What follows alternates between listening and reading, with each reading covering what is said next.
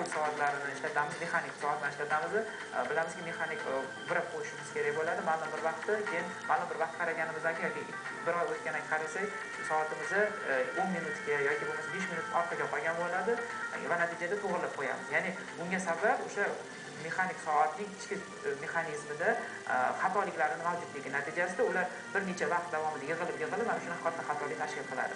Atom soatlari shunaqa soatki, demak, agar sizda qo'l soatingizda atom soatiga asoslangan holatda ishlaydigan prinsipda ishlasa, demak siz 300 yil o'tgandan keyin atigi 1 sekundgagina to'g'rilab qo'yishingiz mumkin bo'ladi.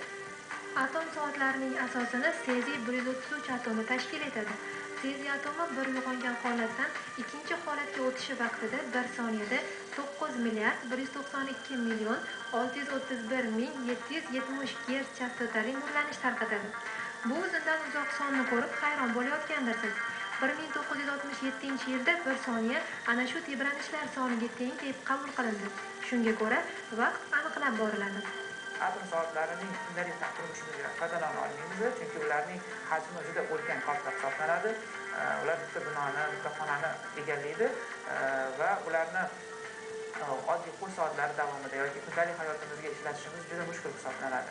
Lekin shunday bo'lsa-da, radio to'lqinlarda 2 va 1,5 va 200 megagerts chastotali radio to'lqinlarda har doim atom soatlari sinxron ravishda berib boriladi, o'sha aniq bo'lishligi uchun va shu bilan bir qatorda internetda time.gov sayti orqali internetda o'zimizning kompyuterimizni vaqtini aynan atom soatlari bilan sinxronlashtirish mumkin bo'ladi. Mikrosekund, nanosekundlar davomida kechadi. Atmosfera qatlamlarida shunday zarrachalar borki, u zarrachalarning yashash vaqti juda ham qisqa vaqtlarda o'lchanadi. 10 darajasi -6 mikrosekundlar bilan belgilanadi. Ya'ni 1 mikrosekund vaqt ichida bu zarrachalar vujudga kelib, yo'qolib ketadi, ya'ni parchalanib ketadi.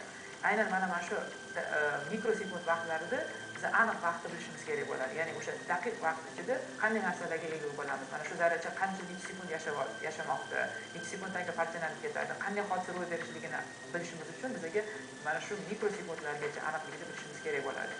Vaholanki bu mana shu hodisaga yuqori aytgan ma'lumot esa 19-asr, 20-asrlarning boshlarida bu narsalar ma'lum emas edi. Faqat nazariy yo'lda mavjud edi. Lekin eksperimental ravishda aniqlash uchun aynan mana shu atom soatlarining paydo bo'lganligi turtki bo'ldi. Hozirda atom soatlari ustida turli tadqiqot va izlanishlar olib borilmoqda. 2008-yilda olimlar optik atom soatini yaratishdi.